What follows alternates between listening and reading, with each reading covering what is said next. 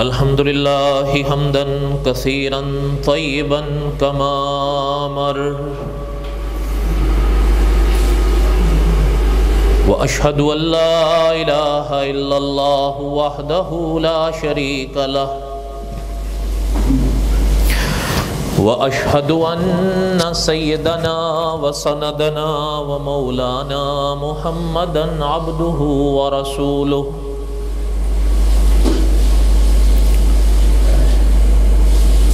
अम्मा बाद अऊज़ु बिल्लाहि मिनश शैतानिर रजीम बिस्मिल्लाहिर रहमानिर रहीम।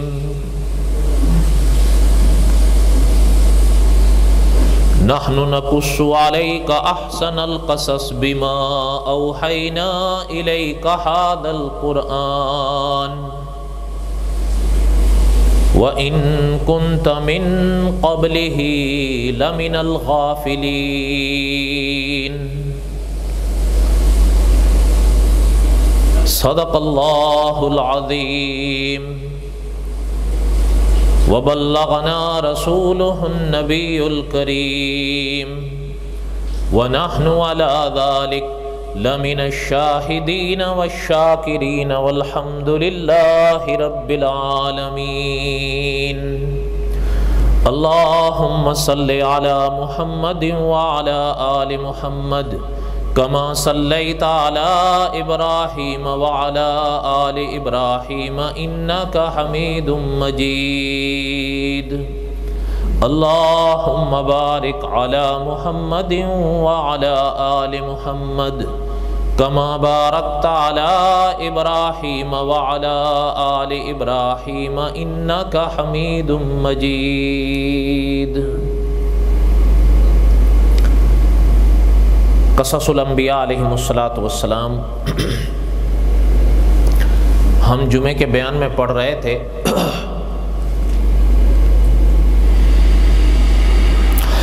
हज़रत इब्राहीम अलैहिस्सलातु वस्सलाम का बाब चल रहा है।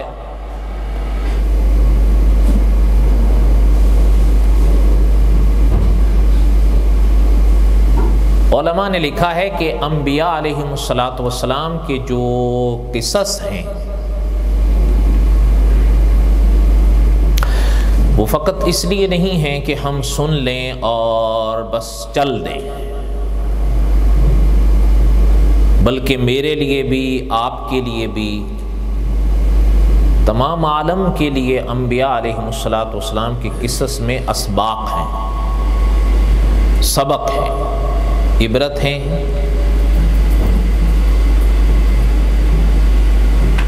चाहे वो असबाक अकीदे से मुताल्लिक हों, चाहे आमाल के मुताल्लिक हों, और हमें दोनों लेने हैं। अंबिया अलैहिमुस्सलातु वस्सलाम के वाक़यात में अगर असबाब अकायद के मुताल्लिक हैं तो हमें वो भी लेने हैं, और लेने का माना ये है कि अपने अकीदों को दुरुस्त करना है, सही करना है। और अगर वो उन असबाब का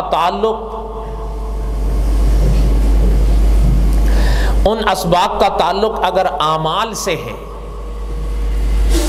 तो फिर हमने अपने आमाल की इस्लाह करनी है।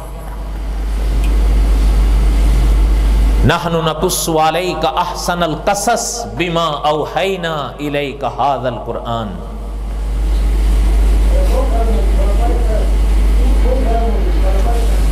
अंबिया अलैहिमुस्सलातु वस्सलाम के असबाक, अंबिया अलैहिमुस्सलातु वस्सलाम के किस्सस वो शान रखते हैं कि रहती दुनिया तक वो याद रहे।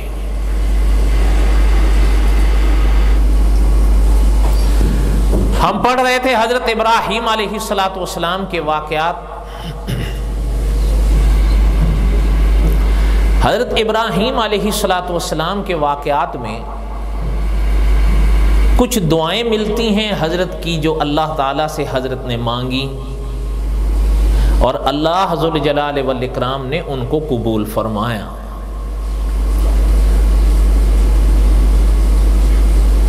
उन दुआओं में एक दुआ हज़रत इब्राहीम अलैहिस्सलातु वस्सलाम की मिलती है वजअल्ली लिसाना सिद्किन फिल आखिरीन। इस पर बात करनी है, थोड़ा सा वक्त है।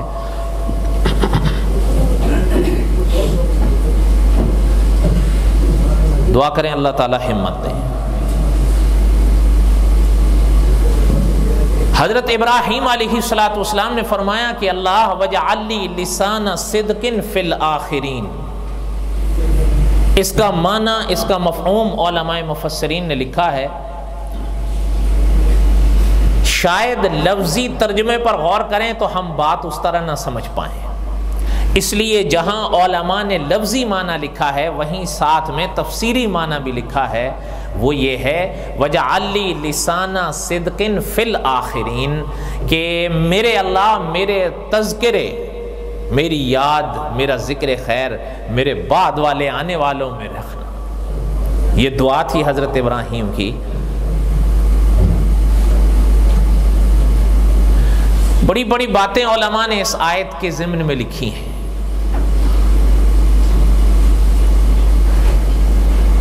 कुछ बीमारियां ऐसी होती हैं वो जिस्म को लाहिक होती हैं।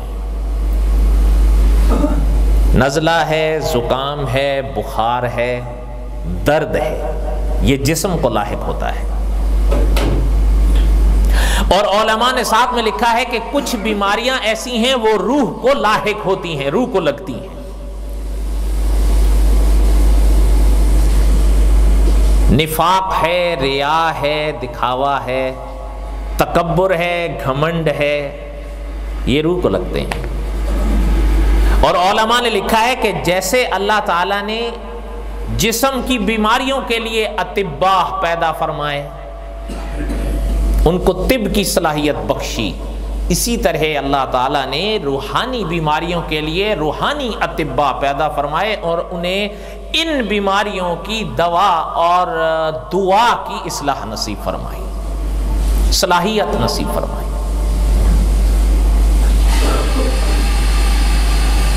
उन बीमारियों में जो रूह को लगती हैं,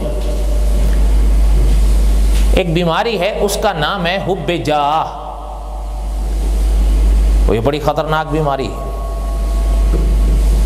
कभी कभी आदमी को लाहिक होती है और आदमी जानता नहीं।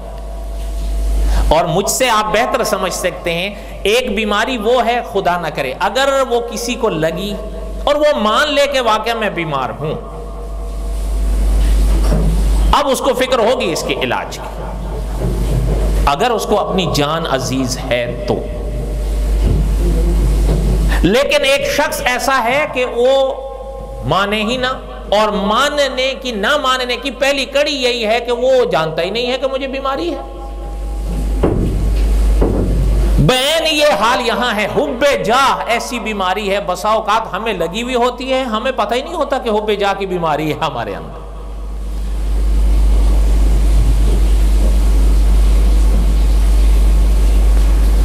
उलमा ने इस आयत के ज़िम्न में लिखा है कि अगर बज़ाहिर देखा जाए, वजअल्ली लिसाना सिद्किन फिल आखिरीन, हज़रत इब्राहीम अलैहिस्सलातु वस्सलाम की ये जो दुआ है, अगर हम बज़ाहिर पढ़ लें और उलमा का वास्ता दरमियान से निकाल दें तो हमें ये वसवसा लाहिक होने लगता है कि क्या ये हुब्बे जा नहीं है? नहीं, ये हुब्बे जा नहीं। अहले फन जानते हैं कि ये हुब्बे जा नहीं। बहरहाल मैंने इशारा कर दिया है, तफसीलात आप पढ़ सकते हैं या तलबा पढ़ सकते हैं। तफसीर मारूफ अल कुरान में 6ठी जिल्द में मुफ्ती शफी साहब रहमतुल्लाह अलैह ने इस आयत की तफसीर में बड़ी अजीब व गरीब बातें लिखी हैं। वजअल्ली लिसाना सिद्किन फिल आखिरीन, कुरान पाक में सूरत शुआरा की आयत नंबर 84 है, वहाँ ये सारी तफसीर मौजूद है। मेरे कहने का मकसद ये था कि हज़रत इब्राहीम अलैहिस्सलातु वस्सलाम की अल्लाह ताला ने ये दुआ कबूल फरमाई, वजअल्ली लिसाना सिद्किन फिल आखिरीन। उलमाए मुफस्सिरीन ने लिखा है, क्या अहले किताब, क्या मक्के के उस ज़माने के मुशरिक और क्या आज के मुसलमान, गुज़श्ता सदियों के आज और आइंदा तमाम मिल्लतें हज़रत इब्राहीम अलैहिस्सलातु वस्सलाम को अच्छे आदाब और अच्छे अलकाब से याद रखती हैं। सहाबा इकराम रिज़वानुल्लाहि ताला अलैहिम अजमाइन ने वजअलनी लिसान सिद्किन फिल आखिरीन की तफसीर सुने। इसी ज़िम्न में उलमा ने लिखा है, सहाबा इकराम रिज़वानुल्लाहि ताला अलैहिम अजमईन ने आप सल्लल्लाहु अलैहि वसल्लम से अर्ज़ किया कि आका हम आप पर सलाम भेजना तो जान गए कि आप पर सलाम कैसे पढ़ा जाता है, अस्सलामु अलैका अय्युहन नबिय्यु व रहमतुल्लाहि व बरकातुहू, लेकिन आप पर दुरूद हम कैसे भेजें, सलात कैसे भेजें। असल में कभी अगर हम अल्फाज पर गौर किया करें, दुरूद पाक के दोनों हिस्सों पर गौर करें, अल्लाहुम्मा सल्ली अला मुहम्मदिन व अला, अच्छा अगला हिस्सा अल्लाहुम्मा बारिक अला मुहम्मदिन व अला, पहले में रहमत है, दूसरे में बरकत है। आप सल्लल्लाहु अलैहि वसल्लम की उम्मत में एक आलिम गुजरे हैं, उन्होंने ये यहाँ पर एक अजीब सवाल उठाया है कि यहाँ पहले रहमत मांगी गई, बाद में बरकत, तो रहमत और बरकत में फर्क क्या है। हमारे एक उस्ताद थे, वो फरमाया करते थे, जब मैंने उनकी ये किताब पढ़ी तो दिल के अंदर ये ख्याल आता था कि यार ऐसा लगता है कि इन हजरात का और कोई काम ही नहीं है, सारी जिंदगी दीन के मसाइल को ओढ़ना और बिछोना बनाया है, माना यह कि सारी जिंदगी इसमें खपाई। दुआ करें अल्लाह ताला हमें उनका एहतराम नसीब फरमाए। फरमाया कि आप पर हम दुरूद कैसे भेजें, सलात कैसे भेजें। उलमा ने लिखा है, आप सल्लल्लाहु अलैहि वसल्लम ने फरमाया अल्लाहुम्मा सल्ली अला मुहम्मदिन व अला आले मुहम्मद कमा सल्लैता अला इब्राहीम व अला, आप सल्लल्लाहु अलैहि वसल्लम ने ये दुरूद पाक सिखाया। हुजूर ने फरमाया ऐसे भेजा करो। और इसी के साथ उलमा ने लिखा है कि वजअलनी लिसाना सिद्किन फिल आखिरीन पे गौर करें कि अल्लाह के नबी सल्लल्लाहु अलैहि वसल्लम ने अल्लाह के फरमान के मुताबिक दुरूद में हुजूर आए या हजरत इब्राहीम आए, और आज नहीं, उम्मत 15 सदियों से गुजर रही है और क़यामत तक आएगी। लाखों मुसलमान दुरूद पाक पढ़ते हैं, नमाज के अंदर भी, नमाज के बाहर भी। कई ऐसे खुश नसीब हैं वो इनकी तस्बीहात पढ़ते हैं। तो अल्लाहुम्मा सल्ली अला मुहम्मद व अला आले मुहम्मद, जहां हुजूर के तज़किरे आए वहीं हजरत इब्राहीम के तज़किरे भी आए। वजअलनी लिसाना सिद्किन फिल आखिरीन, के अल्लाह ताला ने अपने इब्राहीम अलैहिस्सलाम की दुआ को इस तरह कबूल फरमाया। हजरत इब्राहीम के तज़किरे हुजूर की पाक जुबान पर, हजरत इब्राहीम के तज़किरे हुजूर की उम्मत पर।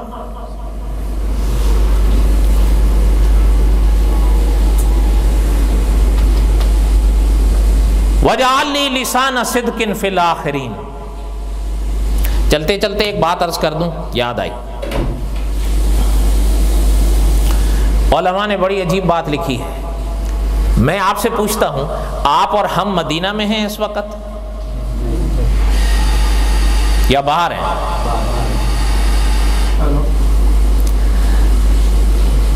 उलमा ने लिखा है कि जब आप और हम यहां हैं, अल्लाहुम्मा सल्ली अला मुहम्मदिन व अला आले मुहम्मद, अब यहां हम दुरूद पढ़ रहे हैं, और कुछ खुश नसीब ऐसे होंगे जो आज रोज़ा रसूल सल्लल्लाहु अलैहि वसल्लम पर दुरूद व सलाम पढ़ रहे होंगे। ऐसा ही है या नहीं? अच्छा, लेकिन ये बात जहन में रखें जो शेखुल हदीस मौलाना ज़करिया साहब रहमतुल्लाह अलैह ने लिखी है, या दूसरे उलमा ने भी लिखी है, कि हदीस की किताबों में सय्याहीन फिल अर्ज़ या सय्याहीन फिल अर्ज़, इन फरिश्तों का जिक्र मिलता है जो मदीने में अभी नहीं हैं, आप और हम यहाँ बैठे हुए हैं, दुरूद पढ़ रहे हैं। हदीस पाक के अल्फाज बताते हैं कि यहाँ खुदा के ऐसे फरिश्ते हैं जिनके जिम्मे अल्लाह ने लगा रखा है कि जब आप और हम या और कोई खुश नसीब हुजूर पर दुरूद पढ़ेंगे, वो खुदा के फरिश्ते यहाँ से दुरूद लेंगे, आपका, हमारा, खुश नसीबों का हुजूर सल्लल्लाहु अलैहि वसल्लम तक पहुँचाएंगे। और जो वहाँ पढ़ते हैं, जो हुजूर सल्लल्लाहु अलैहि वसल्लम का पाक रोज़ा है, तो उलमा ने लिखा है, शेखुल हदीस मौलाना ज़करिया साहब रहमतुल्लाह अलैह भी वो हदीस लाए हैं। हुजूर ने फरमाया कि जो मेरे रोज़े पे पढ़ता है तो हम खुद सुनते हैं। अच्छा, वो माना क्या, जो यहाँ से पढ़ेगा हुजूर तक पहुँचाया जाएगा, और जो वहाँ पढ़ेगा वो हुजूर को बोले ना।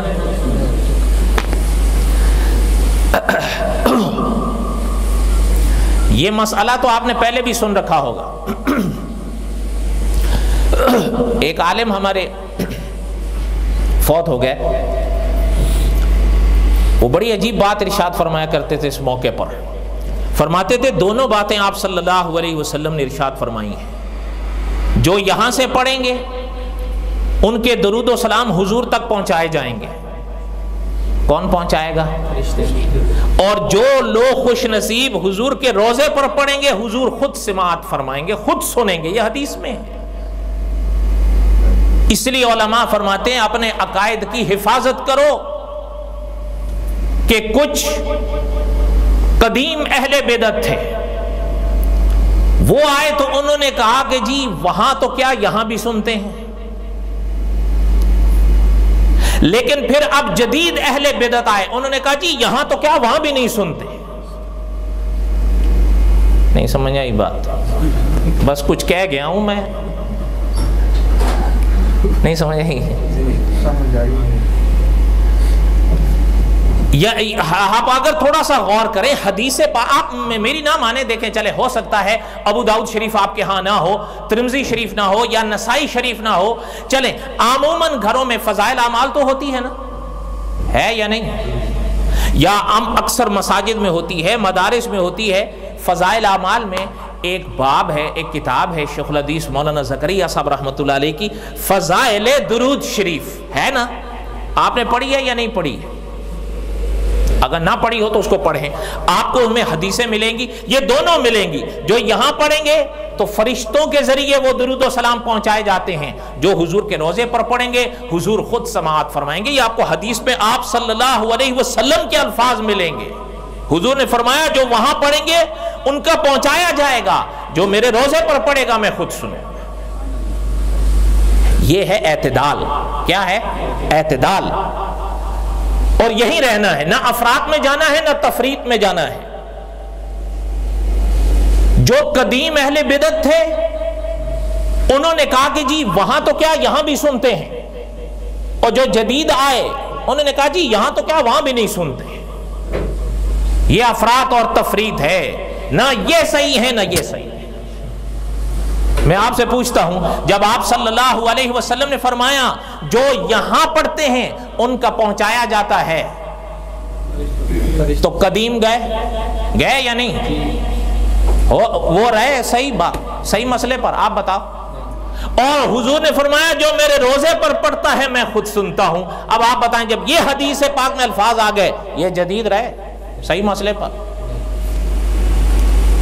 उसके बावजूद भी अगर कोई कहे कि जी बस हमें तो नहीं समझ में आता, एक यूं कहता है वो यूं कहता है, थोड़ा सा का अगर खुदा से दुआ मांगते हुए ना दिल को लगाओगे तो इंशाअल्लाह हक निखरता जाएगा, बातिल मिटता जाएगा। कोई बात समझ में आई है मेरी? ये नुक्ता है, अगर आप थोड़ा समझें तो। वैसे अल्लाह ताला खुश रखें, आप नहीं समझेंगे तो कौन समझेंगे? अब तो दुनिया चांद पर कमंद डाल रही है। वजाली लिसाना सिद्किन फिल आखिरीन, मेरे अल्लाह मेरे तज़किरे मेरे बाद वालों में बाकी रखना।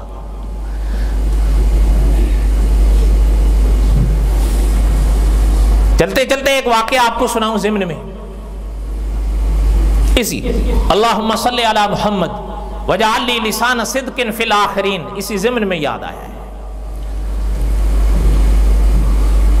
उस्तादुल उलमा अल्लामा खालिद महमूद साहब का, हजरत ने लिखा है कि मुल्क पाकिस्तान का वाक़या है, बहुत पुराना वाक़या है। ये हजरत के उस ज़माने का वाक़या है जब हजरत सियालकोट में पढ़ाया करते थे। बहुत पुराना दौर है ये। फरमाया कि रेलगाड़ी चल रही थी फैसलाबाद और वजीराबाद के दरमियान में, और सफर की थकावट की वजह से सीट पे ही लेट गए आराम के लिए। और कुछ स्टूडेंट वो रेलगाड़ी में बैठे थे डब्बे में, आपस में बातें कर रहे थे जैसे दोस्त वगैरह करते हैं। इतने में दो पादरी आए।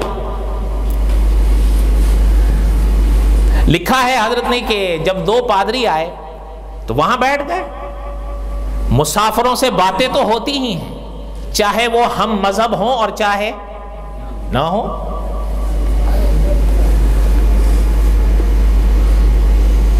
फरमाया कि इतने में जब थोड़ा सा वो अपना पादरी जो है ना वो बेतकल्लुफ होने लगे उन स्टूडेंट से, तो उनसे कहने लगे कि उनमें से एक पादरी उन स्टूडेंट से कहने लगा कि अगर आप लोग बुरा ना माने तो चूंकि सफर लंबा है, कुछ सफर भी कट जाएगा और कुछ आप और हम आपस में तबादला ख्याल भी कर लेंगे कि जी किस बात के, जी मजहब के बारे में। लेकिन अगर आप बुरा ना माने तो उनका जी नहीं बुरा मानेंगे। आखिर वो कॉलेज के स्टूडेंट थे।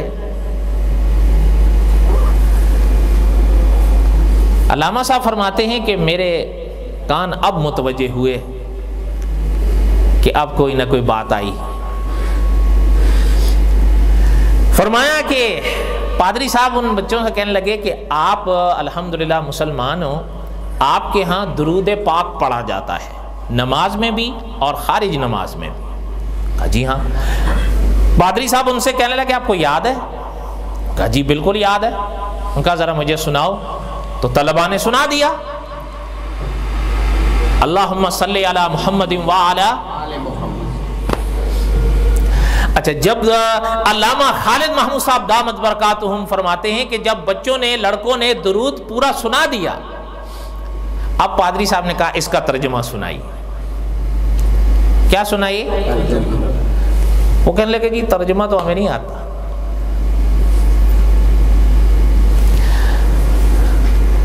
पादरी साहब कहने लगे कि अच्छा चलें, कोई बात नहीं, आपको तर्जुमा नहीं आता, मैं तर्जुमा करता हूं, मैं तर्जुमा करता हूं। और आखिर कम अज कम कभी ना कभी तो आपने अपने उलमा से इसका तर्जुमा सुना ही होगा कि आया मैं सही तर्जुमा कर रहा हूं या गलत। अगर गलत करूंगा तो मेरी रियायत मत करना, मुझे रोक देना, और अगर सही करूंगा तो फिर मेरी बात सुन लेना। कहा जी ठीक है। अल्लाहुम्मा सल्ली अला मुहम्मद कि इस आपके दुरूद पाक में अल्लाह से आप लोग अपने नबी के लिए रहमत मांगते हैं, यही खुलासा है ना दुरूद पाक का।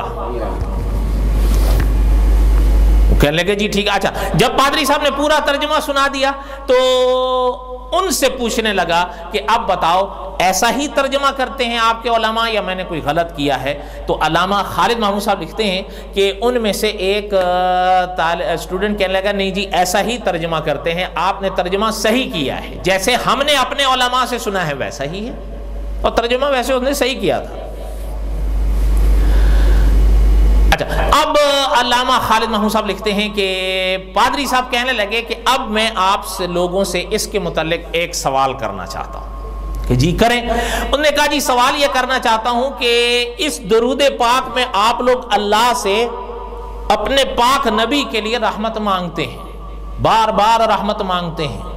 15 सदियां गुजर गई हैं, आप लोग मांग रहे हैं, आपसे पहले मुसलमान भी मांगते गए, आपके बाद वाले भी मांगते रहेंगे, ठीक है? कहा जी ठीक है। कहने लगे मैं सिर्फ ये पूछना चाहता हूं कि जब आप लोग अपने नबी के लिए अल्लाह से रहमत मांग रहे हैं तो माना यह है कि अभी तक निशान रहमत के लिहाज से आपके नबी कामिल नहीं हुए। वो कामिल रहमत जिसको कामिल रहमत कहा जाए वो आपके नबी पर अभी तक नाजिल नहीं हुई। और जब एक शे कामिल नहीं है, चाहे वो निशान रहमत के लिहाज से है, तो फिर नाकिस है। नऊज़ बिल्लाह कह दें। वो तो पादरी था ना, उनके यहां तो कोई ताज्जुब की बात नहीं। ये लफ्ज कहने लगे इसलिए मैं ये आप लोगों से पूछना चाहता हूं कि जब ये बात है कि रहमत कामिल नहीं, अगर कामिल होती तो आप लोग क्यों अपने नबी सल्लल्लाहु अलैहि वसल्लम के लिए बार बार रहमतें मांग रहे हैं खुदा से? और जब नहीं है रहमत कामिल तो फिर हिदायत कामिल रही ही कब है? और जब हिदायत कामिल नहीं है तो फिर उनके नक्शे पा में निजात रही ही कब है? और वो निजात जिसे कामिल कहा जा सके। और अगर नाकिस की बात है तो फिर आप लोग इकरार कर लो। बात समझ में आ गई पादरी साहब? उस्तादुल उलमा अल्लामा खालिद महमूद साहब फरमाते हैं कि जब मेरे कान में की ये बात पड़ी तो अब मुझे ख्याल आया कि नहीं, अब मेरे ऊपर आराम के बजाय नीचे ज़्यादा ज़रूरत है। किस्सा मुख्तसर ये कि अल्लामा खालिद महमूद साहब दरमियान में आ गए। अच्छा, जब दरमियान में आए तो अल्लामा खालिद महमूद साहब पादरी साहब से कहने लगे कि इन स्टूडेंट से जो बात आपने कही है, जो सवाल इनसे किया है, वो अब आप हमसे करें। जी आप कौन है? कहा अल्हम्दुलिल्लाह मुसलमान हूं। ये हजरत का जवाब सही था गलत था? सही था। अल्लामा खालिद महमूद साहब फरमाने लगे कि अब अपनी बात को दोहराओ। उसने पूरी अपनी बात को दोहरा दिया, लेकिन चलते चलते एक बात सुन लें, वो अल्लामा खालिद महमूद साहब से वाकिफ नहीं था, ना ही जानता था। और दौर भी पुराना था, ये आज वाला मीडिया का दौर तो नहीं था कि अभी तो अल्लामा खालिद महमूद साहब हमसे होकर गए हैं। दुआ करें अल्लाह ताला उन्हें सलामत रखें। मुमकिन है आप में से कई हजरात ने उनको पहले मीडिया पर देखा हो, लेकिन आमने सामने यहां देखा हो, तो वो दौर तो और पुराना है। उन्हें पूरी तकरीर अल्लाह ताला माफ फरमाए वो फिर दोहरा दी। अल्लामा खालिद महमूद साहब क्या दोहरा ली? अच्छा, अल्लामा खालिद महमूद साहब फरमाने लगे आपकी बात खत्म हो गई? कहने लगा जी खत्म हो गई।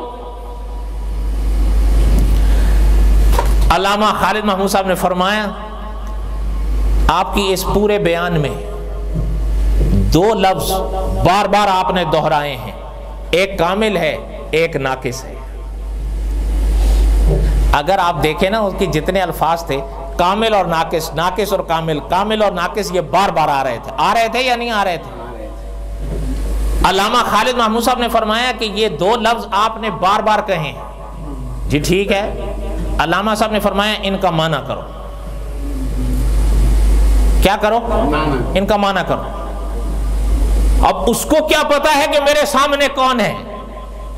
उसको क्या पता था कि इस वाक़े से बहुत पहले सैयद अताउल्लाह शाह बुखारी रहमतुल्लाह अलैह फरमा चुके थे कि गर असर की नमाज के बाद कोई फितना उठे तो मगरिब की नमाज के बाद अल्लामा खालिद महमूद साहब से मुनाजरा करा देना तो फितना खत्म हो जाएगा। और पादरी के उन अल्फाज ने जो मुसलमान स्टूडेंट थे उनको शक में डाला या नहीं डाला? अल्लामा खालिद महमूद साहब फरमाने लगे एक लफ्ज बार बार दोहरा रहे हो, कामिल और नाकिस, इनकी वजाहत करो। और साथ ही अल्लामा खालिद महमूद साहब ने फरमाया एक बात सुन लो, ये दो लफ्ज ऐसे हैं ये हमेशा मद्दे मुकाबिल मांगते हैं। क्या मांगते हैं? मद्दे मुकाबिल मांगते हैं। कोई शय किसी के लिहाज से कामिल होगी, कोई शय किसी के लिहाज से नाकिस होगी। ऐसा ही है या नहीं? अल्लामा खालिद महमूद साहब ने फरमाया इसकी वजाहत करो। वो पादरी साहब कहने लगे कि जी इसकी वजाहत तो मुझे नहीं आती, आप करो। अल्लामा खालिद महमूद साहब फरमाने लगे कि अल्फाज आपके हैं, वजाहत मैं करूं, ये उसूल के मुताबिक है? नहीं। और बोलो तो सही, नहीं। अल्फाज मेरे हैं तो माना कौन करेगा? सोच लो, पहले सोच। मैं करूंगा तो फिर ये भी उसूल जहन में ताज़ा कर लिया करो ना। जब मैं आपको अगर इस उसूल से हटाऊं कि इबारात तो होंगी, बातें तो होंगी देवबंद के उलमा की, लेकिन उनके माने करेंगे बरेली के उलमा, ये उसूल के मुताबिक है। नहीं नहीं नहीं, नहीं। नहीं। तो सोच लो भाई, बातें तो होंगी देवबंद के उलमा की, उनके माने करेंगे बरेली के उलमा, ये उसूल के मुताबिक है। नहीं है, नहीं। चले भाई, मैंने इशारा कर दिया है, अब इन्होंने मेरे ऊपर इतनी पाबंदियां लगा दी हैं, अब मैं इतने इशारे में पे काफी, आप तो माशाल्लाह आप समझ आ गए होंगे। आप तेरे को देखना। हाँ, वैसे एक बात इन्होंने मुझे अच्छी याद दिलाई, इन्होंने मुझ पर पाबंदी लगाई थी ना पिछले जुम्मे, मैंने जिक्र किया था कि उन आलिम का नाम मत लेना जिन्होंने रुश्दी के वक्त में एक बात अपील की थी हुकूमत से, याद है या नहीं याद है? मैं कल इनको बता रहा था कि कल जुमेरात थी ना, फजर की नमाज के बाद जब बच्चे स्कूल चले जाते हैं तो मुझे फुर्सत थी, तो मैं वहाँ बाहर इस सोफे पे बैठा तो मेरी आंख लग गई। आंख लगी तो मैंने वो आलिम ख्वाब में देखे जिनका नाम लेने से उन्होंने मुझे मना किया, और ना उनके चेहरे से नजर हट रही थी और ना ही मैंने इतना रोशन कभी ख्वाब देखा है। बस ऐसा माहौल समझ लें आप। कोई बात उन्होंने मुझसे इरशाद फरमाई पर मैं समझा नहीं, ना ही याद है वो मुझे कि उन्होंने क्या फरमाया। पता नहीं, शायद इन्हीं की मेहरबानियां हैं, मैं तो यही समझता हूं। खैर, बहरहाल अल्लामा खालिद महमूद साहब फरमाने लगे कि अल्फाज आपके हैं, माने आप करो। वो कहने लगे भाई आप करें, मैं आपसे खुद दरख्वास्त करता हूं कि आप मेरी बात का माना करें। अब बात आ गई उसूल के तहत, अब उसने हक दे दिया ना कि जी बात मेरी थी, मैं आपको हक देता हूं, आप मेरी बात का माना कर दें। अल्लामा खालिद महमूद साहब ने फरमाया फिर गौर करो, स्टूडेंट से भी फरमाया कि गौर करो, उन पादरी साहब से भी कहा फरमाया कि गौर करो। बात यह है, आप बार बार जिस बात के जिक्र कर रहे हैं कामिल नाकिस, नाकिस कामिल के हवाले से, बात समझें, जिन नबी सल्लल्लाहु अलैहि वसल्लम के लिए हम रहमत मांगते हैं तो बात समझने की कोशिश करो। अल्लाहुम्मा सल्ले अला मुहम्मद, वो रहमत हम उनके लिए खुदा से मांगते हैं। नबी हजरत मुहम्मदुर रसूलुल्लाह हो, नबी हजरत इब्राहिम हो अलैहिस्सलाम, नबी हजरत मूसा हो, नबी हजरत ईसा हो अलैहिस्सलाम, या बात को फिर वापस ले आए, नबी हजरत मुहम्मदुर रसूलुल्लाह ही क्यों ना हो, चाहे जितना भी इन हजरात को बढ़ाओगे ये मखलूक रहेंगे, खालिक वो रहेगा। हम उनसे मांगते हैं इनके लिए, ना उनके इनके लेने में खत्म होगा, ना कभी उनके खजाने खत्म होंगे। इसलिए अल्लाहुम्मा सल्ले अला मुहम्मद, यहां बात नाकिस की तुम क्यों कह रहे हो? हम उस पाक जात के दरबार से, उस पाक जात की दरगाह से इनके लिए रहमत मांगते हैं। ना उसकी जात की कोई इंतहा है, ना उनकी इनायत की कोई इंतहा है या नहीं है? कोई बात समझ में आई? अल्लामा खालिद महमूद साहब ने जो जुमला, हकीकत यही है, अगर आप गौर करें, अल्लामा खालिद महमूद साहब ने अकीदा समझा दिया, बल्कि साथ ही पादरी साहब से फरमाया हजरत ने कि बुरा मत मानना पादरी साहब, हमारे मजहब में, हमारे दीन में खुदा ने दुरूद रखा है। मैं अल्लाह से शुक्र अदा करता हूं कि अल्लाह आपने दुरूद का हुक्म दीन इस्लाम में रखकर हर मुसलमान के अकीदे की हिफाजत की है। इसलिए कि जब हम दुरूद पढ़ेंगे, दुरूद हमें जहां और असबाक देता है, उनमें एक सबक यह भी देता है कि नबी को जितना बढ़ाओगे वो खुदा की मखलूक है, खुदा कभी नहीं हो सकता। लेकिन तुम भटके हो अकीदे की राह से। कहने लगे क्या मतलब हम भटके हैं? कहने लगे भटके नहीं हो, हजरत ईसा बिन मरियम जो हजरत मरियम के बेटे थे उनको उठाकर खुदाई के दर्जे पर दे दिए। तुम्हारे मजहब में दुरूद नहीं था, राहें छोड़ गए हो, हमारे मजहब में दुरूद है, हम कभी राहें नहीं छोड़ेंगे इंशाअल्लाह। जहां दुरूद मौजूद है अकीदे की हिफाजत मौजूद है।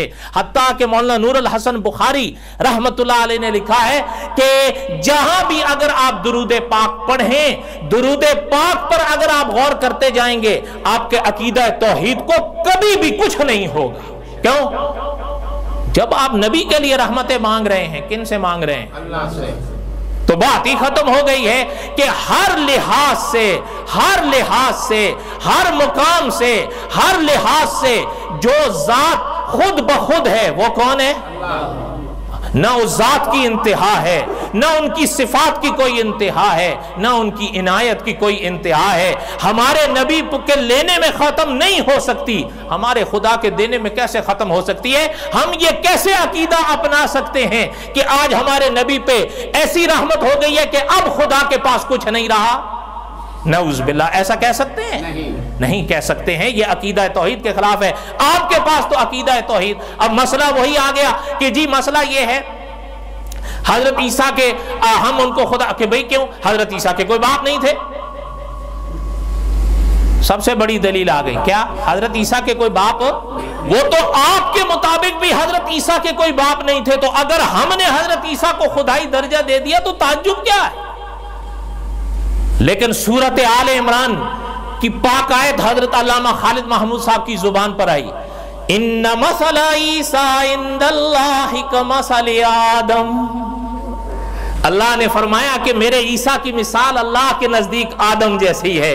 अल्लामा खालिद महमूद साहब ने फरमाया हजरत आदम को तो तुम भी बगैर माँ बाप के मानते हो, यहां तो माँ मौजूद है, सिर्फ बाप नहीं है। अगर बाप का ना होना खुदाई की दलील है तो हजरत आदम पहले खुदा होने चाहिए। है या नहीं? बोलो तो सही। और आप देखें ये वही बात अल्लामा खालिद महमूद साहब ने फरमाई थी जो किसी आका सल्लल्लाहु अलैहि वसल्लम ने किसी वक्त नजरान के अब्दुल मसीह से हुजूर ने फरमाया था कि इन्ना मसला ईसा इंदल्लाहि कमसली आदम। वो हैरान हो गया ये जवाब सुनकर। उसने भी यही कहा था कि आप सल्लल्लाहु अलैहि वसल्लम से कि अगर हजरत ईसा को हम खुदा मानते हैं तो आप क्यों हैरान होते हैं? इसलिए कि उनके वालिद नहीं हैं। हुजूर सल्लल्लाहु अलैहि वसल्लम ने यही आयत पढ़ी थी, बल्कि साथ ही हुजूर ने इरशाद फरमाया था, या अहलल किताब, ए अहले किताब, तालौ आओ इला कलिमतिन, उस एक बात की तरफ, तालौ इला कलिमतिन सवाइम बैनना व बैनकुम, जो तुम्हारे और हमारे दरमियान मुश्तरक है, हम और तुम एक ही मरहले पर इकट्ठे हो सकते हैं। वो कौन सा? अल्लाह नाबुदा इल्लल्लाह, कि हम सबकी इन जबीन की सजदों के लायक कौन है? हुजूर ने फरमाया अगर अकीदा तौहीद पर आ जाओ फिर तुम हमें भी पहचान लोगे कि हम कौन हैं। उस्ताजुल उलमा अल्लामा खालिद महमूद साहब ने जब अकीदा तौहीद बयान किया, उठ गया, कहने लगा मेरा स्टेशन आ गया है, अब हमारा भी स्टेशन आ गया है। वमा अलैना इल्लल बलागुल मुबीन, सुन्नतें पढ़ते।